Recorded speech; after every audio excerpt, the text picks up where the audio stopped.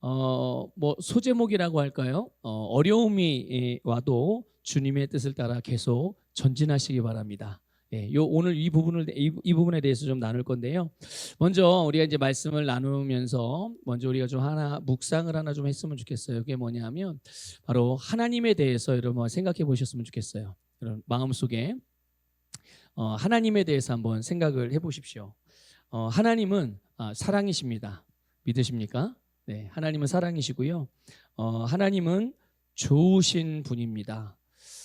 그래서 그 하나님께서는 하나님의 자녀인 우리가 인생을 살아가면서 실패하거나 또는 우리가 망하는 것을 절대로 원하지 않으십니다. 여러분의 하나님이 그러한 분이십니다. 여러분의 마음에 지금 계속 제가 하나님에 대해서 말씀을 잠깐 드릴 건데 여러분 좀 마음속에서 여러분의 심령 안에서 그 하나님을 묵상했으면 좋겠어요. 여러분들이 오늘 올 때 어떤 기분으로 왔든지 또 어떤 상황에서 왔든지 또 어떤 계획과 뜻을 가지고 왔든지 또 어떠한 상태로 왔든지 상관없이 하나님으로부터 여러분과 함께 하시고 하나님이 여러분에게 어떠한 분인지 또한 그 하나님과 여러분과의 관계 안에서 여러분의 모든 감각 또 여러분의 모든 생활 또 여러분의 인생 여러분의 미래의 계획 모든 것들이 하나님으로부터 출발되어지게 되기를 주님의 이름으로 축복합니다. 하나님은 모든 사람이 구원받기를 원하십니다. 그리고 영생을 얻기를 원하시고요. 또 모든 사람이 승리하는 삶을 살기를 원하시고 그리고 하나님은 우리와 영원히 함께 살기를 원하십니다. 이것이 우리를 향한 하나님의 뜻이에요. 그런데 하나님은 이렇게 하나님이 가지신 생각과 뜻을 가지고만 계신 것이 아니라 그래서 하나님은 그것을 원하고만 계신 것이 아니라 실제로 그 원하시고 또 뜻하시고 생각하시는 바를 그대로 실행에 옮기셨습니다. 그래서 바로 하나님의 독생자 예수님을 우리에게 보내주셔서 십자가의 죽음에 내어주시고 그리고 죽음으로 끝난 것이 아니라 그 독생자 예수님께서 다시 살아나심으로 우리를 향한 하나님의 뜻이 이루어지게 하신 줄 믿습니다. 그래서 예수 그리스도를 믿는 누구든지 구원을 받고 영생을 받고 항상 승리할 뿐만 아니라 영원히 하나님과 함께 살게 되는 줄 믿습니다. 오늘 우리는 예수 그리스도를 믿음으로 바로 이러한 주님의 뜻이 우리 안에서 이루어진 것입니다. 그리고 우리를 향한 주님의 뜻, 또 그 사명, 그것이 반드시 앞으로도 계속 이루어질 것입니다. 그리고 실제로 지금도 이미 하나님께서 우리를 통해서 또 우리를 향한 하나님의 계획과 뜻을 이루어 가고 계십니다. 여러분 혹시 이것을 여러분 오늘 하루 살아가면서 한번 생각해 보신 적 있으신가요? 하루를 시작하는 때 눈을 뜨고 하루가 시작되어지고 말씀으로 시작하시는 분, 기도로 시작하시는 분, 찬양으로 시작하시는 분, 아니면 그냥 정신없이 시작하시는 분 다양하게 있으실 텐데 지금 오늘 나의 삶이 또 오늘 나의 삶에서 나를 향한 하나님의 계획과 뜻이 이루어지는 하루의 삶이고 또 나를 통해서 나의 세상을 향한 하나님의 뜻도 이루어지는 날이고 여러분 이것이 과거의 2000년 전에 예수님을 통해서만 이루어진 것이 아니라 오늘 우리를 통해서도 이루어지고 있고 또 우리 안에 이루어지고 있고 계속 또 우리를 통해서 앞으로도 계속 주님 오시는 그날까지 주님의 뜻은 이루어지게 될 것입니다. 여러분 이것을 믿으시기를 주님의 이름으로 축복합니다. 그러니까 저나 여러분이나 또 다른 누군가의 삶이 우리 그리스도인인 우리의 삶이 절대로 하루하루가 그냥 허투루 보낼 수 있는 하루가 아니라는 것이죠. 우리의 하루라는 시간 안에는 여러분 하나님의 뜻이 이루어지는 시간이라는 것을 믿으시기를 축복합니다. 그러니까 여러분의 하루는 소중해요, 소중하지 않아요? 네, 소중해요. 그래서 여러분의 하루를 그냥 보내지 마시고 이렇게 하나님의 뜻을 기억하면서 그 뜻이 이루어지고 있는 하루로 인식하고 살아가게 된다면 아마 여러분은 아침에 눈을 뜨는 시간 또 하루를 마감하고 잠드는 시간, 이 모든 것들 하나하나가 다 소중하게 여겨질 것이고, 그러면 자연스럽게 여러분이 여러분의 삶을 대하는 자세와 태도와 마음가짐이 아마 많이 달라질 것입니다. 당연히 태도와 마음가짐이 달라지면 그가 다루게 되고 반응하게 되는 삶의 모습들도 달라지고, 삶의 모습이 달라지기 때문에 당연히 그가 그에게 다가오는 결과도 달라질 수밖에 없는 거죠. 여러분의 모든 삶 가운데 이렇게 하나님의 뜻이 지속적으로 이루어지고 있다는 것을 믿으시기를 주님의 이름으로 축복합니다. 자, 이렇게 우리가 예수 그리스도를 믿음으로 우리가 구원을 받고 영생을 얻어서 항상 승리할 수 있게 되었고, 하나님과 영원히 살아가게 되어지는 이 주님의 뜻이 우리에게 이루어진 거죠. 그런데 바로 우리가 예수님을 믿음으로 구원을 얻고 영생을 얻은 믿음과 동일한 믿음으로 우리가 이 땅에서 살아가면서 항상 승리하고, 그 믿음으로 예수님께서 행하신 일들과 또 예수님과 같은 일을 행할 수 있게 해주신 줄 믿으시기를 축복합니다. 우리가 지지난주부터 계속 수요일에 오늘 같은 본문으로 말씀을 나누고 있는데요, 예수님이 물 위를 걸으신 것처럼 또 베드로도 물 위를 걸었던 것처럼 우리도 이 세상의 자연적인 원리를 뛰어넘어서 필요를 따라서 초자연적인 능력으로 우리의 삶을 살아갈 수 있게 되는 줄 믿습니다. 주님이 우리에게 그런 삶을 살게 해주신 거예요. 본문에서 여러분, 예수님이 제자들로 하여금 배를 타고 건너편으로 건너마을로 가라고 말씀하셨습니다. 제자들이 건너마을로 가는 것이 예수님의 뜻이었고요, 예수님은 그들이 그곳에 도착하게 하실 것입니다. 근데 제자들이 예수님의 말씀을 따라서 이제 배를 타고 건너 마을로 가고 있었어요.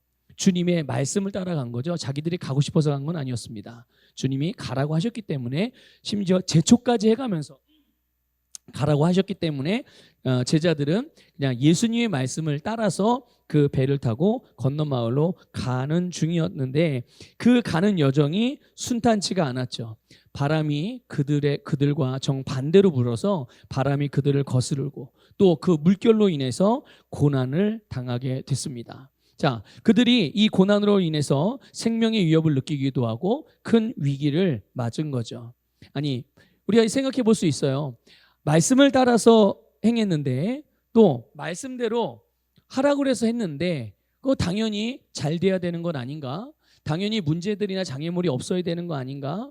그런데 이렇게 알고 또 이렇게 이해할 수도 있지만, 그러나 실제로는 문제가 생기고 고통스럽고 어려운 일을 만난 것이 오늘 제자들의 삶의 모습이었어요. 자, 그러면 여기서 우리는 믿음으로 살고 말씀을 행하고 또 부르심을 따를 때 사명을 감당하는 가운데 어려움을 겪을 수도 있거든요. 그럴 때 우리가 어떻게 이것을 다스리고 어떻게 바르게 우리가 이것들을 다스릴 수 있겠는가라는 이러한 영적인 원리들을 오늘 본문 말씀을 통해서 우리가 깨달을 수가 있게 됩니다. 여러분, 먼저는 하나님의 말씀을 따라서 행한다고 해서 또 믿음으로 행한다고 해서 그것이 곧 문제가 없어지는 것이 아니라는 것을 여러분들 먼저는 알고 계셔야 됩니다. 심지어 예수님께서도 그렇게 말씀을 하셨어요. 제자들에게 예수님께서 말씀하시고 또 맡겨주신 그 사명을 감당할 때 너희들에게 핍박이 올 것이다. 알고 계시나요? 아니, 주님의 말씀대로 행하는데 핍박이 온다는 거예요. 자, 그러면 어떻게 해야 돼요? 어떻게 해야 됩니까? 주님의 일을 하는데 핍박이 온대요. 자, 그러면 여러분들은 그 다음에 어떻게 반응하고 이건 이제 어떻게 이해하고 받아들이고 해석해야 되죠? 핍박이 온다네? 그러면은 핍박은 나쁜 거니까, 나를 힘들게 하고 괴롭게 하는 거니까, 이거는 주님의 뜻이 아닌가 보다. 멈추거나 돌아가거나 아니면 다른 길로 가거나 아니면 다른 일을 하거나 그래야 되는 건 아닌가? 이렇게 생각할 수 있거든요. 그런데 예수님은 그들에게 핍박이 없어진다라고 말씀하신 것도 아니고, 오히려 주님의 말씀을 따라 행하고 복음을 전파하고 그들에게 의의 삶을 살아가는 그런 모습들을 통해서 오히려 핍박이 온다라고 말씀을 하고 있어요. 그런데 중요한 건 뭐냐면, 그러나 끝까지 견디는 자가 구원을 받게 됩니다. 끝까지 견디는 자가 승리하게 된다라고 말씀하고 있는 거죠.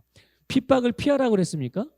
어떤 경우는 피해야 될 핍박들도 있습니다. 피해야 될 핍박들도 있어요. 그런데 주님의 말씀을 따라 행하는 길에서 오는 그 핍박은 우리가 피할 일이 아니라 뚫고 이겨나가야 되는 그러한 핍박이라는 것을 기억하시기를 축복합니다. 그러니까 우리가 주님의 사명을 감당하고 말씀을 따라 행했는데, 뭐 쉽게 예를 들면 이런 거죠. 뭐 내가 사랑해야 될 사람인데 그래서 내가 사랑을 해요. 사랑하고 섬기고 그리고 그렇게 노력하고 그 사람에게 주고 나누고, 그런데 상대방이 그 사랑을 받을 만한 어떠한 그런 성숙한 사람이 아닌 거죠. 그래서 오히려 그렇게 사랑을 베푸는 나에게 손가락질하고 비난하고 해코지를 해요. 그러면 어떻게 해야 됩니까? 이거는 이 사람은 사랑을 받을 만한 자격이 안 되겠구나 하고 그냥 거기서 사랑하는 삶을 멈춥니까? 아니에요. 그렇지 않죠. 우리는 끊임없이 지속적으로 사랑하는 삶을 살아가는 거예요.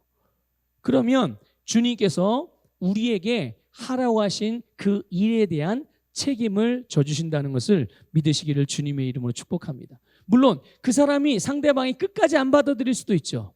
그러나 그 모든 유익이 여러분 주님의 말씀을 따라 행하는 자에게 있다는 것을 여러분들 기억하시고 믿으시기를 주님의 이름으로 축복합니다.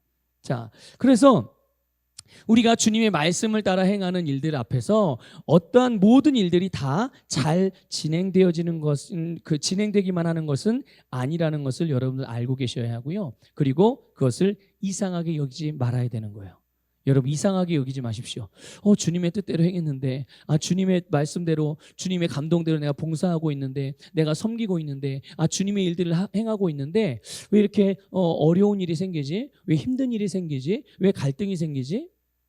이럴 때 그런 일에 대해서 이상하게 여길 것이 아니라 여러분 그럴 수 있다는 것을 여러분들 꼭 먼저 알고 계셔야 되는 거예요. 그러니까 제자들에게 예수님께서 주님의 말씀을 복음을 전하고 그들에게 말씀을 가르치고 그들에게 사랑을 나누고 주님께 그들에게 치유를 베풀고 이렇게 의의 삶, 치유자의 삶, 사명자의 삶을 살아갈 때 핍박이 일어난다는 것을 예수님이 알려주신 거예요. 뭐 굳이 핍박당하는 게 좋은 일인가요? 별로 좋지 않잖아요. 우리가 경험할 때는 그게 힘들고 고통으로 경험되어지기 때문에 우리 입장에서 그게 좋은 게 아니에요. 그런데도 불구하고 예수님이 제자들에게 그것을 말씀해 주셨다는 거예요. 알고 있으라는 거죠. 그리고 그렇게 될 것을 알고 있기 때문에 거기에 대하여 지혜롭고 바르게 우리가 반응하고 대처할 수가 있게 되는 것입니다. 알지 못하면 우리는 그것에 대하여 오해하거나 이따가도 보겠지만 여러분 잘못 해석해서 잘못 반응할 수가 있다는 말이에요. 그러니까 예수님께서는 그런 부분들에 대해서 미리 알려주셔서 그것을 잘 대비할 수 있도록, 그리고 그럴 때 우리가 어떻게 반응해야 되는지를 미리 알려주신 거죠. 여러분 많은 그리스도인들이 어떤 일이 하나님의 뜻인지 아닌지를 분별하고자 할 때 여러분 상황이나 환경을 보고서 분별하는 경향들이 있습니다. 그래서 어떤 일들이 잘 되면 방해가 없고 또는 어려움이 없으면 그것은 이게 하나님의 뜻이구나, 역시 하나님의 뜻대로 하니까 다 잘 되는구나, 이렇게 생각을 하게 되죠. 반면에 어떤 일을 할 때 어려움이 있거나 반대가 있고 거기에 고난이 있으면 하나님이 하시는 일이 이렇게 힘들고 어려운 일이 아닌데 이게 뭐 어려운 일이 있는 거 보니까 하나님 뜻이 아닌가 보구나, 이게 주님이 원하시는 게 아닌가 보구나, 이렇게 생각을 하게 되는 거죠. 자, 그런데 지난주에도 잠깐 말씀을 드렸듯이 여러분 하나님의 뜻은 그렇게 분별하는 것이 아닙니다. 하나님의 뜻은 하나님의 말씀으로 주어졌기 때문에 하나님의 말씀으로 분별할 수가 있는 거예요. 그러므로 여러분 무엇인가가 여러분이 주님의 말씀대로 행하는 가운데서 어떠한 것이 하나님의 뜻인가 아닌가에 대한 분별을 할 때 여러분 하나님의 말씀의 방향에 맞추고 말씀의 내용을 통해서 여러분들이 주님의 뜻을 분별하시기를 주님의 이름으로 축복합니다. 여러분 이 제자들을 향한 예수님의 뜻은 무엇이었습니까? 그들이 건너편 마을로 가는 거였어요. 그래서 그 내용에 대하여 예수님이 말씀을 하셨고 가는 도중에 풍랑을 만났어요. 자, 주님께서 건너편 마을로 가라고 말씀을 하셨지만 중도에 풍랑을 만났다고 해서 고난을 당했다고 해서 바람을 만났다고 해서 물결이 거스른다고 해서 건너 마을로 가라는 주님의 뜻이 바뀌어집니까? 그렇지 않아요. 그렇지 않습니다. 주님의 뜻은 절대로 취소되지 않거든요. 그러니까 여러분, 우리를 향한 하나님의 뜻이 절대로 취소되지 않는다는 것을 여러분들 기억하시기를 주님의 이름으로 축복합니다. 여러분, 이 세상에서 절대 변하지 않는 게 있어요. 그게 뭐냐? 바로 주님의 뜻입니다. 믿습니까? 네, 우리를 향한 하나님의 뜻은 절대로 변하지 않아요. 설령 우리가 죄를 짓거나 우리가 잘못하거나 우리가 실수를 한다고 해도 우리를 향한 하나님의 뜻에는 변함이 없습니다. 믿습니까? 내가 잘못하면 하나님께서 나에게, 그래 너는 잘못했으니까 내가 너에게 세웠던 계획을 내가 취소하고 너를 내가 지옥으로 보내야 되겠다. 아니면 내가 너를 혼구역을 내야 되겠다. 하나님의 뜻이 변해요, 안 변해요? 하나님의 뜻은 변하지 않습니다. 주님의 뜻은 우리를 구원하시는 거예요. 주님의 뜻은 우리를 살리시는 거예요. 주님의 뜻은 우리를 일으켜 세우시는 것이고 주님의 뜻은 우리를 온전케 하시는 것이라는 것을 여러분 믿으시기를 축복합니다. 네, 자꾸만 이 하나님에 대한 이 하나님의 성품과 하나님의 뜻과 하나님의 행하시는 그런 일들에 대하여 종종 우리가 흔들릴 때가 있어요. 흐려질 때가 있단 말이에요. 언제 그렇죠? 언제 그렇습니까? 우리가 뭔가를 잘못하거나 뭔가 우리가 율법적으로 접근하다 보면 가끔 그런 생각이 들 때도 있고 그런 느낌을 가질 때도 있단 말이죠. 자, 주님의 뜻을 어떻게 분별하실래요? 아, 주님의 뜻이 바뀌었구나. 나를 향한 계획이 달라졌구나. 왜냐하면 내가 그렇게 느끼니까, 지금 내가 갑자기 문득 그런 생각이 들었으니까. 자, 그렇게 분별하시겠습니까? 빨리 하나님의 말씀을 들어봐야죠. 그렇죠? 또는 하나님의 말씀을 읽어봐야죠. 주님의 뜻이 과연 달라졌나? 예? 그러나 여러분 기억하세요. 하나님의 뜻은 달라지지 않습니다. 믿습니까? 하나님의 뜻은 절대로 달라지지 않아요. 어떤 바람, 어떤 거스름, 어떤 고난이 있다고 하더라도 주님의 뜻은 변하지 않습니다.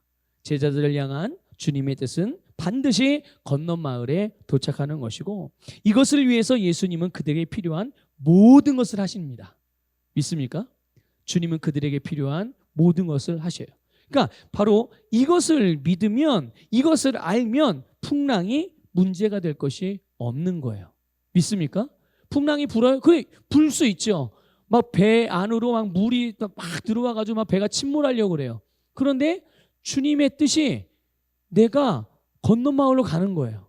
그리고 내가 건너 마을로 가기 위해서 필요한 모든 조치들을 예수님이 다 하실 거예요. 이거를 내가 알고 있고 이거를 내가 믿고 있어요. 그런 주님을 내가 의지하고 있어요. 자, 그러면 이 풍랑의 크기나 모양이나 종류, 그게 나에게 내가 뭔가를 결정하고 선택하는 데 대해서 문제가 되겠습니까? 문제가 될 게 아니거든요. 문제가 되는 경우는 어떤 경우입니까? 그 주님의 말씀, 주님의 뜻, 주님을 신뢰하는 믿음이 흔들리거나 그것이 흐려지기 때문인 게 문제인 거지.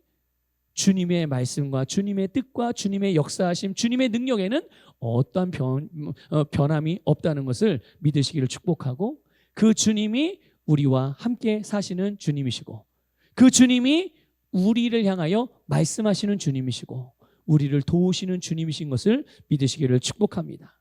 자, 그러면 여러분 이 제자들이 분명히 주님의 말씀을 따라서 갔는데 왜 풍랑이 일어난 것일까요? 도대체 풍랑이 왜 일어난 거예요? 네. 여러분 그 이유는 주님만 알아요. 우리는 몰라요. 네. 제자들도 모르죠. 아무도 모르는 거예요. 자, 만약에 우리가 주님의 말씀을 따라서 행하고 봉사하고 헌신하고 사명의 길을 따라가다가 또 세상을 믿음으로 살아가다가 종종 장애물을 만나고 부딪힐 때가 있어요. 우리가 고난처럼 그렇게 힘든 과정들을 통과하는 시기들이 있을 수 있죠. 갈등들이 생길 수 있죠. 분명히 그러한 일들이 생긴 이유는 있을 것입니다. 이유 없이 생긴 일은 없으니까요. 하지만 우리가 그것을 다 알아요, 몰라요? 다 모르죠. 다 몰라요. 우리가 왜 이런 일이 일어났는지. 그런데 크게 보면 세 가지 종류로 그 이유를 우리가 생각해 볼 수 있어요. 하나는 우리가 성숙하지 못해서 우리 스스로 장애물을 만드는 거죠. 그게 죄를 범한다든지 아니면 잘못된 선택을 한다든지, 항상 우리가 최고의 선택을 해야 되는데, 그러니까 하나님은 우리에게 최고의 삶을 살게 하셨잖아요. 그러면 여기 1번 선택, 2번 선택, 3번 선택이 있어요. 이렇게 예를 들어 볼게요.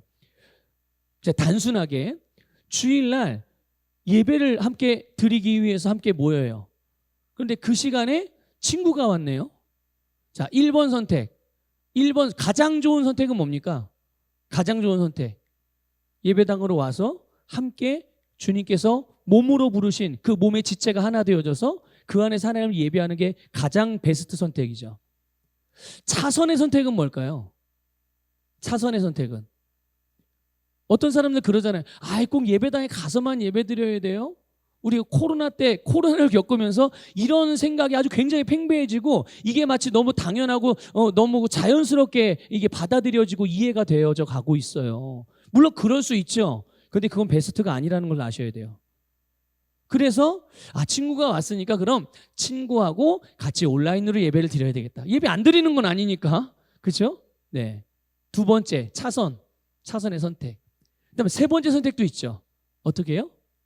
세 번째 선택은 그냥 친구 왔으니까 이번 주는 빠지고 다음 주에 간다고 선택을 한다든지, 아니면 친구하고 시간 보내고 나중에 이제 이렇게 온라인으로 올려진 설교 듣고 이제 혼자 개인적으로 예배를 드린다든지, 예배를 안 드리는 건 말씀을 안 듣는 건 아니니까. 자, 그런데 여러분, 항상 주님께서 우리를 의롭게 하셨어요. 믿습니까? 여러분, 이제 양육반 때 다 배우셔서 아시겠지만 하나님은 우리를 의의 본성을 가진 하나님의 자녀로 거듭나게 하셨습니다. 우리에게 있는 본성은 의의 본성이에요. 의의 정의가 뭡니까? 의의 정의, 그러면 뭔가 선한 일을 하고 착한 일을 하는 게 의입니까? 성경에서 말하는? 아니에요. 그 의의 정의 중에 하나가 뭐냐면 항상 진리를 선택할 수 있는 능력입니다. 믿습니까? 우리가 의롭게 되었다는 것은 항상 진리를 선택할 수 있는 능력을 갖게 된 거예요. 그전에는 그런 능력이 없었어요. 그래서 상황에 따라서, 환경에 따라서 어쩔 수 없이 뭔가를 그냥 이렇게 떠밀려서 선택을 할 수밖에 없는 거죠. 그런데 의의 본성을 가지고 거듭난 우리는 내가 알고 있는 진리를 따라서 항상 그 진리를 내가 선택할 수 있어요. 물론 내가 진리를 선택하지 않고 진리가 아닌 것을 선택할 수도 있죠. 근데 이전에는 진리가 아닌 것들을 선택하는 데도 발달이 되어서 있었지만, 이제는 진리가 뭔지를 알 수도 있게 되었고, 그 진리를 담대하게 선택하면 선택이 되어지는 그런 능력을 갖추게 됐는데, 그게 바로 하나님이 우리에게 주신 의의 본성임을 믿으시기를 축복합니다. 그러니까 우리는 항상 내가 뭔가를 선택할 때 가장 좋은 것을 선택을 할 수가 있는 거예요. 그런데 성숙하지 못해서, 또는 내가 어떤 다른 육신의 욕심에 끌려서든지 잘못된 선택을 하던가, 아니면 최고의 선택이 아니라 다른 선택을 하든가, 아니면 주님의 말씀과 반대되는 것을 선택을 하든가, 그렇게 됐을 때는 장애물이 본인 스스로 만들어낸 거예요. 그럼 어떻게 됩니까? 그럴 때는 어떻게 해야 돼요? 그럴 때는 회개해야죠. 그렇죠? 그럴 때 회개가 필요한 겁니다.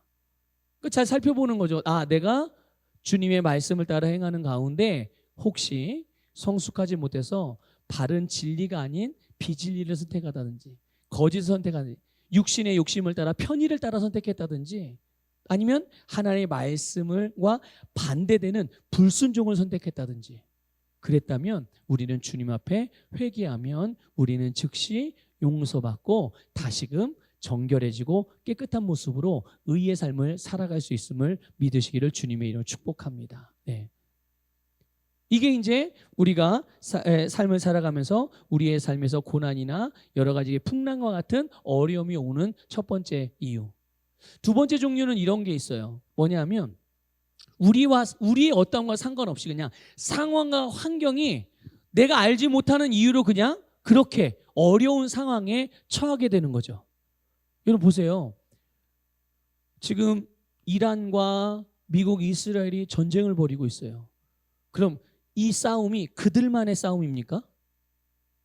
그것 때문에 온 세계가 몸살을 앓고 있잖아요. 우리가 그들이 싸우라고 그랬어요? 싸우지 말라고 그랬어요? 뭔가 그들이 이렇게 되게끔 우리가 어떤 영향력을 미쳤습니까? 여러분이? 미국 대통령한테 전화 걸어가지고 자, 한번 미사일 한번 쏘시죠. 여러분 그러셨어요? 설령 그런다고 해서 미국 대통령이 미사일을 쏘겠어요? 내 전화를 듣고? 그러지 않아요. 그런데 이런 일이 벌어지고 있잖아요. 그리고 그 피해를 여러분들도 겪고 있는 거예요. 오늘 저도 그렇고. 그래서 여러분 기름값이 올라갔잖아요. 경제적으로 지금 손실이 나고 있는 거예요. 이런 것들이 내가 알지 못하는 이유들로 인하여 상황이나 환경을 통해서 어려움을 겪게 되는, 이건 우리가 뭐 어떻게 할 수가 없는 거죠. 그렇지만 그럼에도 불구하고 하나님은 이러한 경우에 우리가 어떻게 하고 또 그 우리가 어떻게 함에 따라서 결과가 달라지게 된다는 것을 여러분 말씀해 주셨죠. 이런 상황과 환경에 대하여 주님께서 우리에게 주신 삶을 살 수 있도록 우리가 주님이 주신 말씀을 사용하여 상황과 환경을 정복하고 다스릴 수가 있다는 것을 믿으시기를 축복합니다. 그러니까 이럴 때 말씀 고백이 필요한 거예요. 말씀 고백 기도가.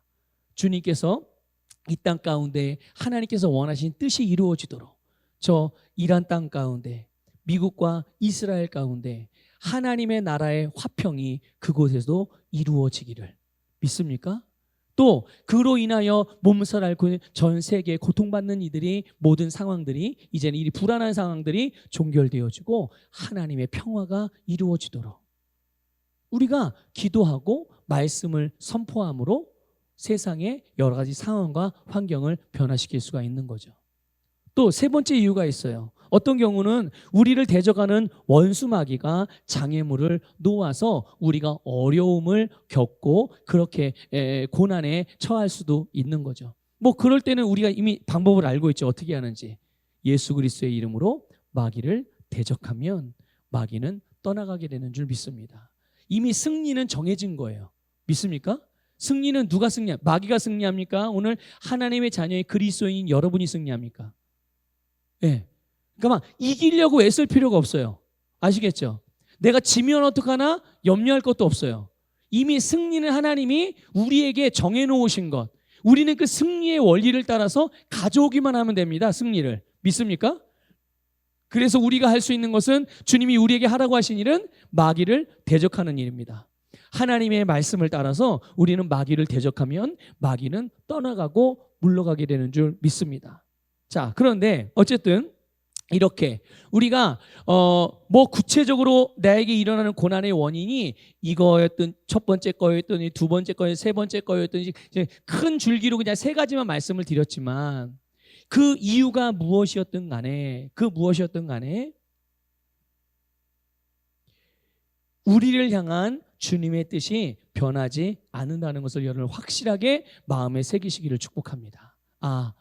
마귀가 우리를 대적해도 상황이 환경이 나의 어떠함과 상관없이 이렇게 나를 어렵게 만드는 상황이 돌아간다고 하더라도 설령 내가 죄를 범하거나 잘못된 선택을 하여서 하나님의 마음을 아프게 한다든지 또는 주님의 말씀에서 벗어난 일을 했다고 하더라도 우리를 향한 하나님의 뜻은 절대로 변하지 않는다. 그렇기 때문에 여러분 고난이 오든 어려움이 오든 풍랑이 올 때 우리가 어떻게 해야 될까요? 이게 이제 오늘 여러분들 좀 마음에 품고 돌아가시기를 바라는 그런 내용이죠.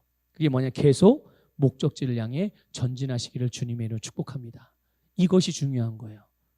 어떤 모양으로든 고난과 어려움이 온다고 하더라도 어떤 원인으로 그러한 어려움이 온다고 하더라도 하나님께서 여러분을 향한 계획, 주님이 여러분을 향한 부르심, 주님이 여러분에게 맡겨진 그 사명, 여러분의 삶의 목적, 그것을 향하여 전진하는 일에 멈춤이 없기를 주님의 이름으로 축복합니다. 중간에 포기한다거나 아니면 되돌아와서는 안 되는 거죠. 그런데 여러분 의외로 많은 그리스도인들이 이렇게 반대로 행하는 경우들이 많다는 거예요. 하나님의 말씀을 따라서 행하다가 어려운 일이 생기면 말씀을 따라 행하기 이전의 상태 또는 그 이전의 자리, 그 안전한 곳으로 피해버린다는 거예요. 되돌아간다는 말이죠. 믿음으로 도전하기 이전의 상태로 돌아가 버리는 경우들이 훨씬 많은 거예요. 본문의 상황을 빗대서 예를 들면 이런 거죠. 예수님이 가라고 그래서 배를 타고 가라고 해서 출발을 했는데 출발하고 얼마 안 있다가 풍랑을 만나서 고난을 당하게 된 거예요. 자, 그러니까 어떻게 하냐 이제 본문은 그렇게 그렇게 말씀하고 있는 것은 아니지만 예를 들어보면 이런 거예요. 제자들끼리 얘기하기를 풍랑이 불어서 우리가 이제 죽을지도 모르니까 이 위험에 빠졌으니까 이제 빨리 키를 돌려서 우리가 출항했던 항구로 빨리 되돌아가야 된다. 더 이상 가면 이제 죽을지도 몰라. 더 이상 가면 뭐 주님의 뜻이고 뭐고 다 이게 무산이 될 수 있으니 일단 돌아가서 잠시 정박했다가 다시 온 한이 있더라도 빨리 돌아가자. 이렇게 이제 반응을 하고 이런 결정을 내리게 되는 거예요. 물론 제자들은 그렇게 결정하지 않았습니다. 근데 많은 그리스도인들이 그런 식으로 반응을 한다는 거죠. 자, 그러면 왜 이런 결정을 내리고 이렇게 행동을 하는 걸까? 첫째는 주님의 뜻을 오해했기 때문이고 두 번째는 믿음으로 기능하지 않았기 때문인 거예요.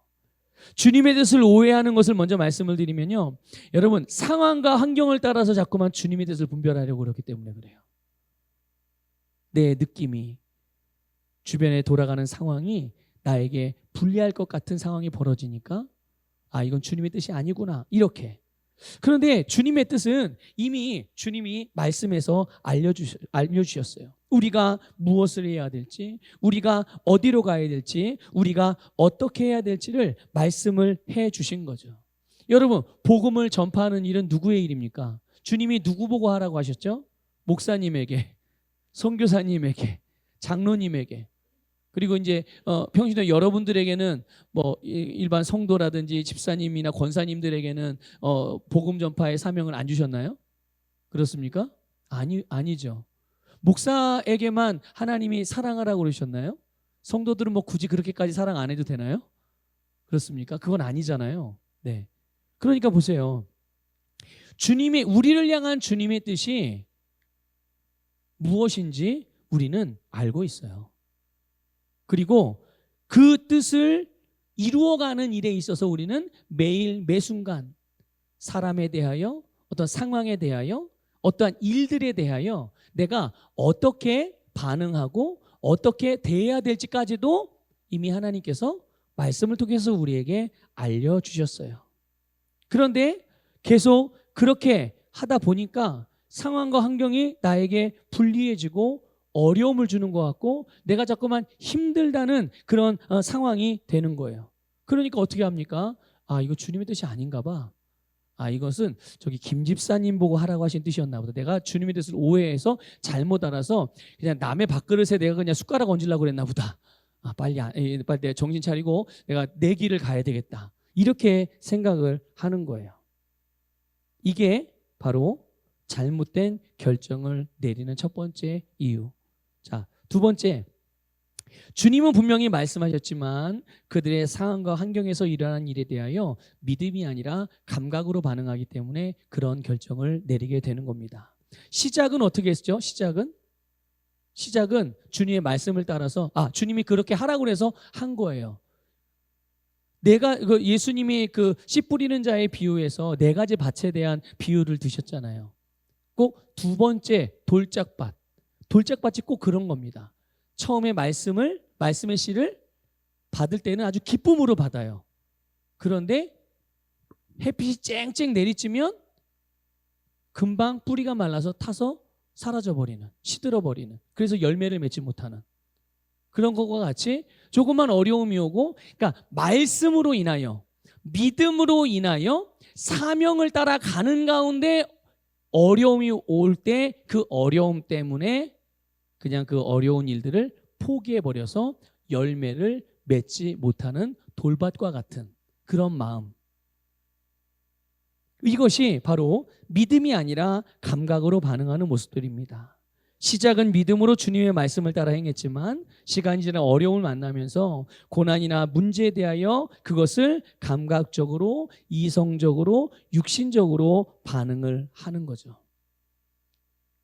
여러분, 우리의 목숨, 우리의 인생, 우리의 삶, 우리의 세상, 또 우리 스스로, 우리 실력으로, 우리의 계산법으로 우리 자신을 지키고 구원하려고 하는 경우들이 많이 있어요. 그런데 여러분, 사람들이 오해하는 게 있죠. 그렇게 할 수 있어요, 없어요? 그렇게 할 수 없는 거예요, 실제는. 그런데 착각을 하는 거예요. 속는 거죠. 그렇게 할 수 있는 것처럼 생각이 되어지는. 그게 사단이 세상의 모든 학문과 철학과 과학과 뭐 여러 가지 도구들을 통해서 사람들의 생각을 속이는 거예요. 그런데 우리는 주님의 말씀을 알고 있어요. 스스로 목숨을 구원코자 하면 결국 어떻게 됩니까? 목숨을 잃게 된다는 거예요. 여러분, 주님의 말씀은 진리인 줄 믿으시기를 축복합니다. 사도 바울도 같은 맥락에서 말했어요. 성령의 감동을 따라서 뭐라고 그랬냐면, 여러분, 육신의 생각은 뭐라고요? 사망. 영의 생각은요? 생명. 믿습니까, 여러분? 바로 이게 육신의 생각인 거예요. 육신의 생각은 그냥 죽는다는 얘기예요? 아니, 그게 아니라 육신의 생각을 하면 사망으로부터 나오는 사망의 열매들이 그들의 삶에서 나타나게 되는, 경험되어지는 거예요. 여러분, 사망에 속한 것들은 우리에게 좋은 거예요, 나쁜 거예요? 우리를 불리하게 만들어요, 유익하게 만들어요? 예, 우리를 불리하게 만드는 것들이에요.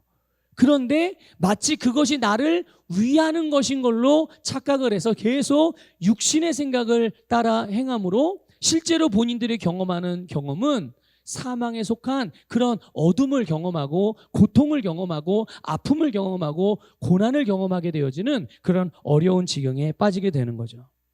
여러분, 오늘 본문의 상황을 잘 보면 제자들은 분명히 폭풍을 만났단 말이에요. 그런데 그 폭풍을 만났음에도 불구하고 그들이 어디 있습니까? 여전히 바다 가운데 있었다는 것을 기억하십시오. 여전히 바다 가운데 계속 머물고 있었어요.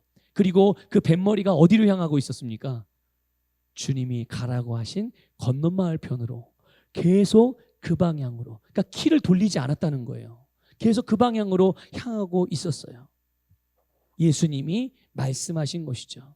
자, 그럼 제자들은 그렇게 했다고 하더라고요. 그럼 예수님은요? 예수님은 어디 계셨습니까? 그들이 처음에 출발했던 그 항구에 그냥 머물고 계셨습니까? 거기에? 아니요. 제자들이 주님의 말씀을 따라 행하고 있는 그 자리예요. 거기가 어떤 자리였습니까?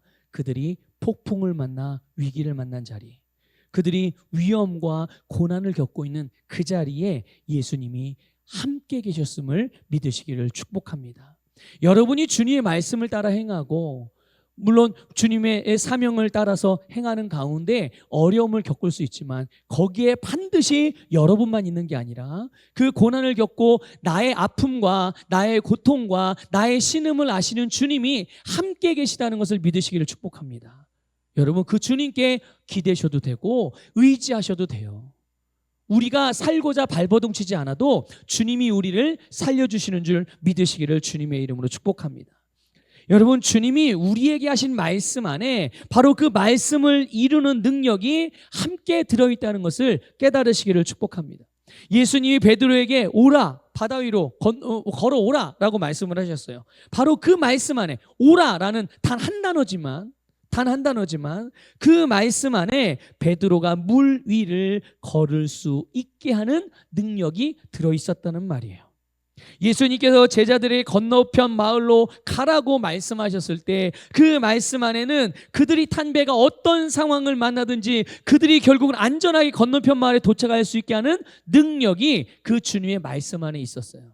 주님이 여러분들에게 어떠한 사명을 맡겨주시고 어떠한 일을 하라고 하고 어떠한 삶을 살라고 하셨을 때 그 말씀을 여러분 믿음으로 받은 그 순간 여러분이 받은 말씀 안에 여러분이 그 일을 완벽하게 해낼 수 있도록 온전하게 해낼 수 있는 능력이 들어있음을 믿으시기를 축복합니다. 그렇기 때문에 중요한 것은 주님의 말씀에 대한 우리의 반응이 중요한 거죠. 예수님이 제자들에게 이렇게 말씀을 31절에서 예수님이 말씀을 믿음이 작은 자여 왜 의심하였느냐. 뭐가 문제였다는 거예요? 바람도 문제가 아니에요. 파도도 문제가 아니에요. 예수님도 문제가 아니에요. 그들이 가지고 있는 재능이 부족한 그런 거 문제가 아니에요. 바로 그들의 믿음이 문제였던 거죠. 우리가 모든 삶에서 믿음으로 반응하면 절대로 무너지거나 실패하는 법이 없는데 순간순간마다 우리가 자꾸 믿음을 놓치는 것이 그게 문제인 거죠. 주님의 말씀에 믿음을 사용하지 않은 것, 또 믿음으로 기능하지 않은 것에 대한 책망하시는 말씀이기도 하지만 우리에게 주신 말씀에 대한 우리의 마땅한 태도가 그 반응이 바로 믿음이라는 것을 교훈해 주시는 말씀이에요. 여러분, 말씀 앞에서 믿음으로 반응하시기를 축복합니다. 여러분의 모든 상황, 환경, 또 모든 일들에 대해서도 믿음으로 기능하시기를 축복합니다. 또 그 모든 상황이나 삶이며 환경을 믿음으로 해석하시길 바라요. 믿음으로. 그냥 느끼는 대로, 그냥 내가 생각되어지는 대로 그렇게 판단하고 결정을 내리고 선택하는 게 아니라 믿음으로 한번 해석을 해보는 거예요. 믿음으로. 믿음이 여러분의 세상에서 승리하게 하는 능력이거든요. 우리를 세상으로부터 이기게 하는 이김은, 그 승리는 바로 우리의 믿음에 있습니다. 주님이 우리에게 그 믿음, 우리의 믿음 안에 모든 능력을 담아서 주셨고 우리는 그 믿음을 가지고 있고 이제 우리는 믿음을 사용하기만 하면 됩니다. 교회에서 기도할 때만 사용하지 마시고 찬양할 때만 예배할 때만 사용하지 마시고요. 여러분의 모든 삶에서 믿음을 사용하시기를 주님의 이름으로 축복합니다.